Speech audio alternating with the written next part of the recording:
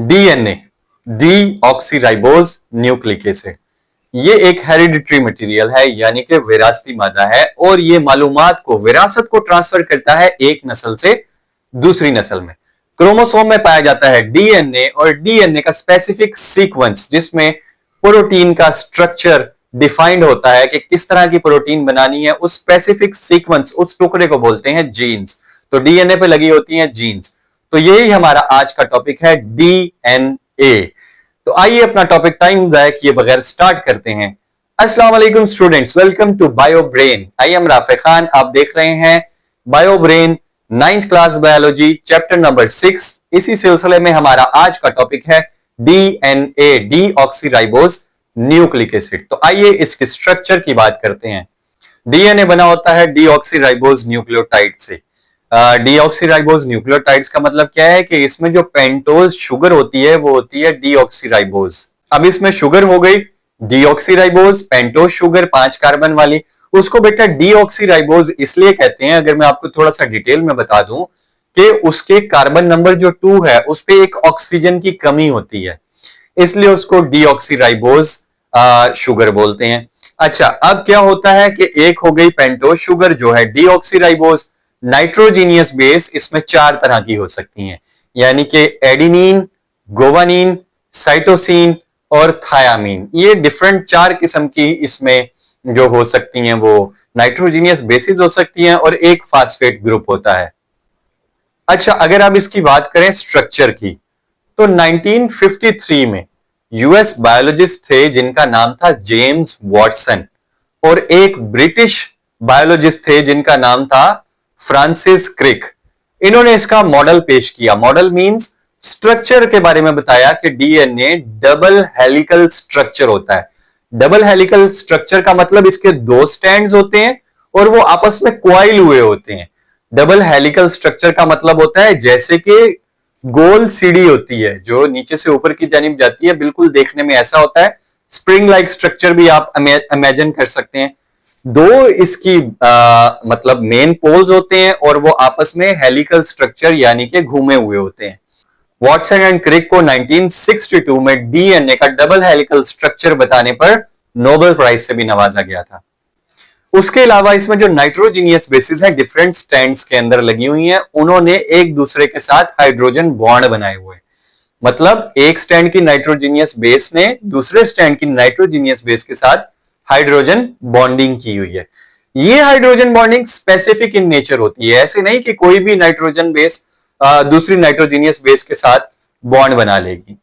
ये बॉन्डिंग कैसे होती है बेटा? एडिनिन हमेशा एक स्ट्रैंड की एडिनिन दूसरे स्ट्रैंड की थायामीन के साथ हाइड्रोजन बॉन्डिंग करती है, जबकि एक स्ट्रैंड की साइटोसिन दूसरे स्ट्रैंड की गवानीन के साथ हाइड्रोजन बॉन्डिंग करती है।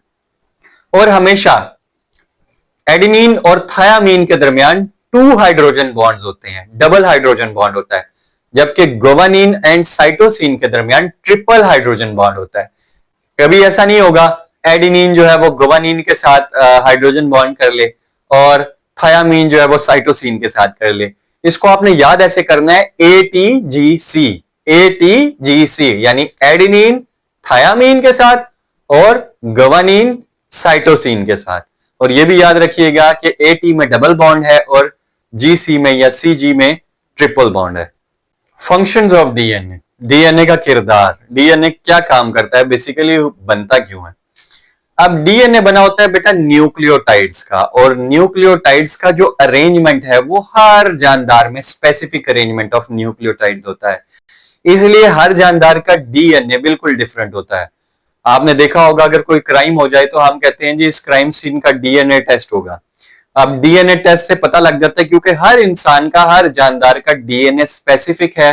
वो इतना स्पेसिफिक है कि पूरी दुनिया में अल्लाह ने एक ही इंसान का वो डीएनए या एक ही जानदार का वो डीएनए बनाया है। क्यों? क्योंकि उस पर जो न्यूक्लियोटाइड्स लगे हुए हैं, डीएनए के जो आपने हेलिकल स्ट्रक्चर आपने पढ़ा, जो 2 पोल्स हैं उनके ऊपर जो न्यूक्लियोटाइड्स का सीक्वेंस है वो बहुत स्पेसिफिक है।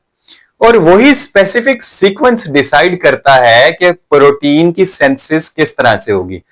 वो स्पेसिफिक सीक्वेंस बेसिकली कोडिंग है सिंथेसिस ऑफ प्रोटीन की, और वो प्रोटीन सेंसेस में ये बताता है कि कौन सा अमाइनो एसिड किस नंबर पे लगाया जाएगा और किस तरह की प्रोटीन तैयार की जाएगी।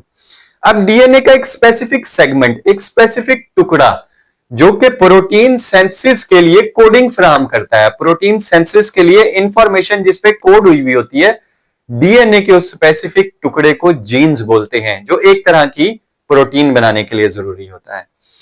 अब डीएनए पाया जाता है क्रोमोसोम में और डीएनए के ऊपर लगे होते हैं बेटा जीन्स, इसलिए इसको हेरिडिटी मटेरियल यानी कि विरासती मादा भी कहते हैं। और ये ट्रांसफर होता है एक जनरेशन से दूसरी जनरेशन में। इन केस ऑफ रिप्रोडक्शन, जब रिप्रोडक्शन होती है तो ये एक नस्ल से दूसरी नस्ल में विरासत पहुंचाने का जिम्मेदार होता है, खुसूसियात का ट्रांसफर करने का जिम्मेदार जो होता है वो होता है डीएनए। तो यही था हमारा आज का टॉपिक बेटा, डीएनए, डीऑक्सीराइबोज न्यूक्लिक एसिड। इसका स्ट्रक्चर बताया था वॉटसन एंड क्रिक ने और इनको नोबेल प्राइज भी मिला था इस काम करने पे। इन्होंने बताया डबल हेलिकल स्ट्रक्चर होता है, इस पर नाइट्रोजीनियस बेसिस होती हैं, कौन कौन से किस्म की, एडेनिन, गुआनिन, साइटोसिन और थायामीन, 4 किस्म की इस पर नाइट्रोजीनियस बेसिस हो सकती हैं और वो आपस में हाइड्रोजन बॉन्डिंग कर लेती हैं। वो बॉन्डिंग भी बहुत स्पेशल होती है, हमेशा एटी एडेनिन थायामीन के साथ, एनजीसी गुआनिन साइटोसिन के साथ। एडेनिन और थायामीन के दरमियान डबल हाइड्रोजन बॉन्ड होता है, जबकि गुआनिन और साइटोसिन के दरमियान ट्रिपल हाइड्रोजन बॉन्ड होता है। यही था हमारा आज का लेक्चर, उम्मीद है आपको पसंद आया होगा। मेरी वीडियो को लाइक करना मत भूलिएगा। रोजाना 6 बजे ये वीडियो अपलोड की जाती है। अपना बहुत सारा ख्याल रखिएगा। इंशाल्लाह आपसे मुलाकात होगी कल नए टॉपिक के साथ। आरएनए, अगर आपने चैनल को अभी तक सब्सक्राइब नहीं किया तो उसको सब्सक्राइब कर लीजिए ताकि मेरी रोज आने वाली वीडियो आप तक पहुंच सके। अपना बहुत सारा ख्याल रखिएगा। अल्लाह हाफिज।